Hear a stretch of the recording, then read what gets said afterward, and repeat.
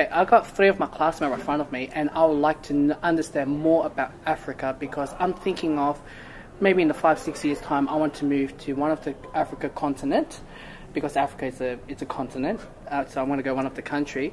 And yes, I would like to learn more about it and ask for, as being a community work service, what we need to improve. So please introduce yourself, starting with Mayan. Yeah, hi, my name is Mayan. I was born in Kenya, and my mom and my dad are from South Sudan, so I'm from South Sudanese background, Dinka tribe. Hi, I'm Rania. I was born in Australia, but my background is Eritrean. Hi, I'm Zaytun, and I was born in Kenya, but my background is Ethiopian. Okay, sure, great. Love to have the introduction of these three.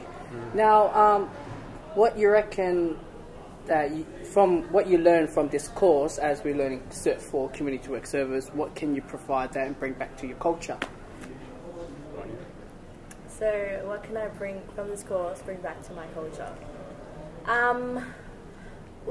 That's difficult. I think that's controversial because it's difficult in cultures because we have like our traditions and norms. So what we learn at Certificate 4 is really westernized. So for example, mental illnesses, disability, even just everything we're learning is just, do you know what I mean? Yeah, I know what you mean. I know what you mean as well. Yeah, so to bring it back to my country and say that, they'll be like, what are you saying? This is white people stuff. And so you raise awareness about mental health issues. issues. And they wouldn't actually understand that because there's no such a thing as mental health back in my country. But there's people that with disability in your country, right? Disabled people, but it's still there. That, for example, they're a third world country, so they're still back in time, and they're obviously taking their pace. But disabilities are there, like, even medical and all that type of things are all. It's still processing and still taking its time. Oh, okay. So yeah.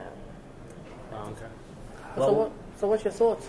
I would say the same for my country, but I would go and, like, if I could, I would try and raise awareness because it's sad because some people, like, I even have family members who suffer from mental illnesses and people, they're like traditionalists or religious, so they believe that the mental illness has occurred because they're like, they just need to pray more or, I don't know, they need like some spiritual healing, but really they just need like clinical help. And psychological, yeah, so I'd raise awareness about that in my country.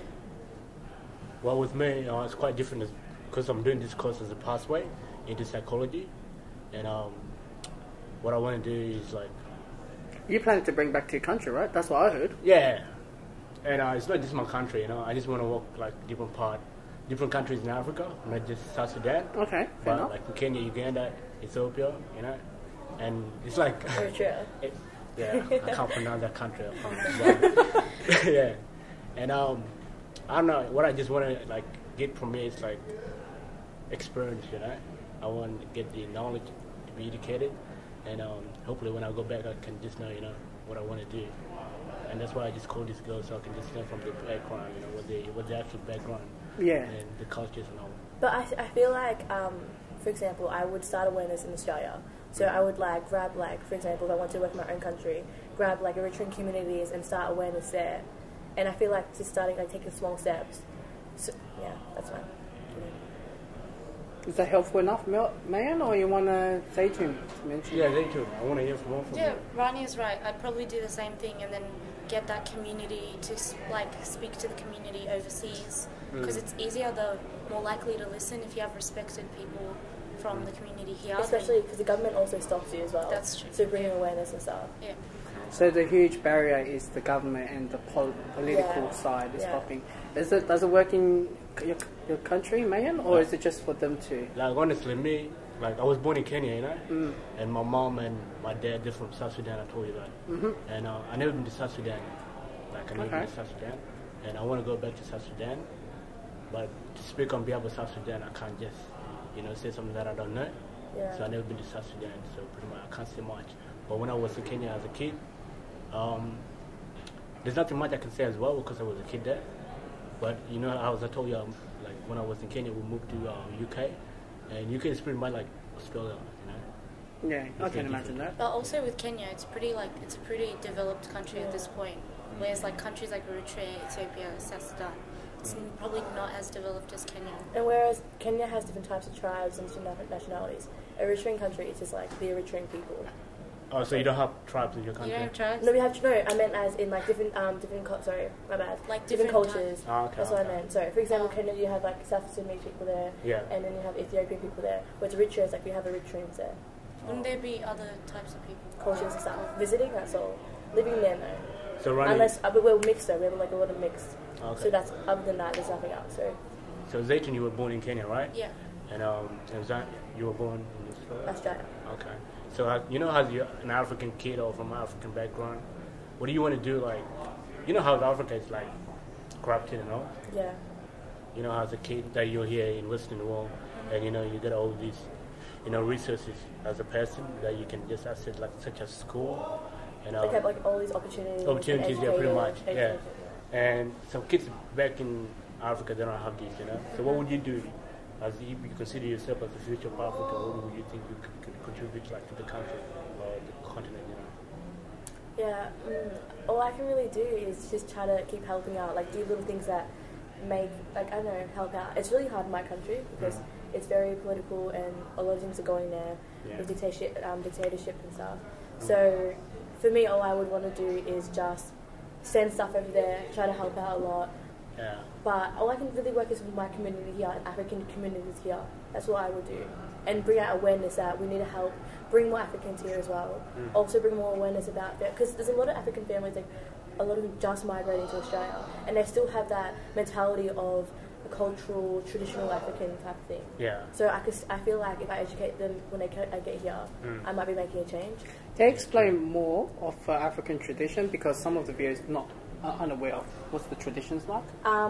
For example, so for African families, I can't speak for all African families. Yeah, you can speak for your but, country. but no, You can the speak for your majority country, of them though, it's usually like a nuclear family. So you have like the dad, and he's the breadwinner, and the mum, and she's the housewife, and it's very like the man do all like the man jobs, and the wife do all the really feminine type jobs. It's kind of like having like society that was in 1960s, but back in Africa. It's like that, and it's like mentalities like that. Like girls, they get married at a young age in like a lot of African countries instead of getting educated, where the men would work on the farms and all they get educated. But Yeah, pretty much what you're saying. Like African lives, you know, it's different to Western world because a woman and a wife, you know, a woman and husband can go to work, you know, together. But there in Africa, a man is like the head of the house, you know, pretty much you do all the handwork and everything. And a woman is like a housewife, you know, so pretty much her job is just to stay at home and cook and take care of the kids, you know.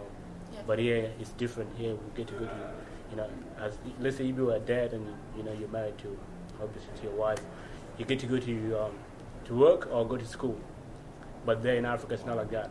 even taboos, like for example, being homosexual in African countries, you wouldn't actually. It's like not even law. Like for example, here, obviously it's illegal, but there it's like even to do a homosexual act, you get killed for that. And it's stuff like that in African countries. Like in, what is it, Uganda? Uganda, They're killing Yeah, people they're for killing. being homosexual. Yeah. So I feel like, What do you think of that? You know how they kill people like if That's, you're homosexual. that's disgusting. yeah. Okay, one more thing, because I don't know what is the religious, you know, what is the majority religious in your country. So can you start from yours, Africa's man? pretty good though, Yeah. because everyone's. No Are one you really saying cares. continent or country? Oh, just country. I can't say continent because continent is just way too Yeah, much. okay, so we can only speak for our own, I guess. Okay, speak on our own. First of all, Africa. You know, people mistake it. Africa is not a country. Of course, it's Africa not is a a country. continent, and it's like African country. it That's what I contains mean. like 54 countries in it. You know, Yeah. but people mistake. They're like, oh, Africa and this. Well, in Africa, there's like a lot of main religions. You know, first of all, there's like Muslims. Yeah. So that's the So large. Islam. That's the large. Islam, Islam pretty is the much. largest. I don't think it's the largest. So what's the largest you reckon? Christianity. Christianity. Okay, Christianity. And then I think that's pretty much it. No, but you Yeah, have then like there's Orthodox and traditionalists, like there's also- yeah. But they're not that And you common, have- yeah. We even have Jewish people. There's a lot of believe it there's or a not. lot. Well, But with, yeah, I reckon you should just speak for your own. In my country, it's like majority just Christianity, Orthodox, and then Muslims.